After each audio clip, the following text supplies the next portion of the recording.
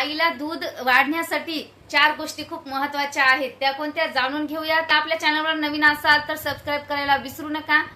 Number 1 आहे की आईने बाळाला वेळेवर दूध पाजणे, कारण आपल्याला दर 2 तासाला बाळाला दूध पाजावं लागतं। आपण जेवढं बाळाला जास्त दूध पाजू अंगावरचं तेवढं जास्त दूध तयार होण्यास निर्माण होत असते आणि आईला जो आहे तो पान्हा फुटत असतो म्हणून। आणि जर का तुमचं दूध बाळाने सुरुवातीला 3-4 दिवशीपासून आईला छान प्रकारे दूध यायला चालू होतं आणि बाळाने जर का दूध पिऊनही छाती तुम्हाला कडक लागत असेल तर ते दूध आपल्याला बाहेर काढून टाकायचं आहे, पिळून घ्यायचं आहे, करून तुम्हाला त्याचा दुष्परिणाम होणार नाही आणि अजून जास्त नवीन दूध येण्यासाठी मदत होईल।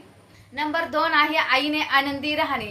आईने आनंदी राहणे खूप गरजेचे आहे। आई जेवढी आनंदी राहील, जेवढी हॅपी राहील, तेवढं जास्त आईला दूध येण्यासाठी मदत होत असते, कारण गुड हार्मोन्स हे रिलीज होत असतात, त्यामुळे पाना फुटण्यास मदत होत असते आणि दुधातून आपल्याला बाळाला सुद्धा ते आनंद आपण प्रवाहित करत असतो। कारण म्हणतात की जसं अन्न तसं मन, असं पहिल्यापासून आपल्याकडे म्हण आहे। मग ते पण बाळासाठी एक अन्नच आहे। ज्या वेळेस आई स्तनपान करते त्यावेळेस सुद्धा आई तेवढीच आनंदी असणे खूप गरजेचे आहे। आईने बाळासोबत चांगल्या चांगल्या गोष्टी शेअर करणं, त्याला बोलणं, त्याचा लाड करणं, त्याला कुरवाळणं, ह्या सुद्धा गोष्टी खूप महत्त्वाच्या आहेत। नंबर 3 आहे आईने योग्य आहार घेणे आणि पूरक आहार घेणे, पूर्ण आहार घेणे। त्यामध्ये लिक्विड आहार जो आहे तो जास्त प्रमाणात गेला पाहिजे। पाणी पण योग्य प्रमाणात पिणे आवश्यक आहे। असं नाही की आपण आहार योग्य घ्यायलोत पण पाणी कमी प्रमाणात घ्यायलोत पिण्यासाठी। तर लिक्विड फॉर्म आपल्या शरीरामध्ये जाणे खूप गरजेचे आहे, जेणेकरून दूध बनण्यासाठी सुद्धा मदत होत असते। तर आईने दिवसभरात 4 वेळा तरी जेवण करायला हवं, म्हणजे बाळाला जे आहे ते म्हणजे आईला ते दूध येण्यासाठी खूप महत्त्वाचे ठरते। आणि नंबर 4 आहे की आईने रात्रीला सुद्धा बाळाला दूध देणे। आता बऱ्याचशा आईचा गैरसमज होत असतो की रात्रीला आई पण दिवसभर जागी असते त्यावेळेस देते, पण आई पण दिवसभरात दगदग होत असते, काम करून कंटाळते आणि तिलाही झोपेतून उठू वाटत नाही, तिला त्रास होतो, कंटाळा येतो, साहजिक आहे। पण तरी सुद्धा ते आपल्याला रात्रीला बाळाला दूध पाजायचं आहे। आपल्याला 2-2, 3-3 तासांना तरी बाळाला, जरी बाळ झोपलेला असेल, आपल्याला जरी कंटाळा येत असेल तरी सुद्धा आपल्याला उठवून बाळाला पाजायचं आहे। आणि आपण रात्री सुद्धा विशेष करून आपण ज्यावेळेस रात्री बाळाला दूध पाजतो ना, त्याचे खूप सारे फायदे आहेत। यावर आपला एक व्हिडिओ पण नक्कीच येईल।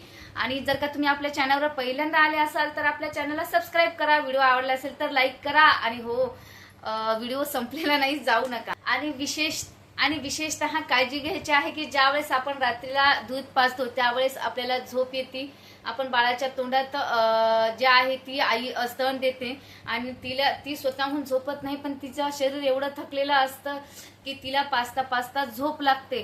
पण तरी सुद्धा तुम्ही काळजी घ्या की कारण रात्रीला विशेषतः झोपून पाजू नका। झोपल्या जे आहे ते आपल्याला झोप लागण्याची जास्त शक्यता असते। रात्रीला सुद्धा तुम्ही कंटाळा आला तरी पण तुमच्या आणि बाळाच्या सुरक्षिततेसाठी मी म्हणजे सांगेल तुम्हाला की तुम्ही रात्रीला सुद्धा भिंतीला टेका देऊन बसा आणि बाळाला मांडीवरती घेऊन छान बसा। एखादं तुमचं काहीतरी गाणं गुणगुणा जे तुम्हाला आवडत असेल ते, एखादी छानशी गोष्ट वाटल्यास शेअर करा बाळासोबत, म्हणजे बाळालाही तुम्हालाही दूध पिताना झोप येणार नाही। नाही तर बऱ्याचशा वेळा असं होतं की आपण बाळाला दूध पाजतो आणि बाळाला दूध पाजताच आपल्याला झोप लागते, बाळाच्या तोंडामध्येच ते स्तन असतं आणि अशा वेळेस बाळाला जर का ठसका लागला, गुचकी आली तर त्यावेळेस काही गंभीर समस्येला सुद्धा तोंड देण्याची शक्यता येऊ शकते। म्हणून मी सांगेल की तुम्ही रात्रीला सुद्धा बाळाला उठूनच पाजा। तर मैत्रिणींनो, तुम्हाला व्हिडिओ कसा वाटला ते नक्की शेअर करा आणि जर का आपल्या चॅनलला पहिल्यांदा व्हिजिट केली असेल तर सबस्क्राइब करायला विसरू नका, कारण हे फ्री आहे आणि अशा छोट्या आणि महत्त्वाच्या गोष्टी मी तुमच्यासोबत नेहमीच शेअर करत असते। तर भेटूयात अशाच नवीन माहितीचं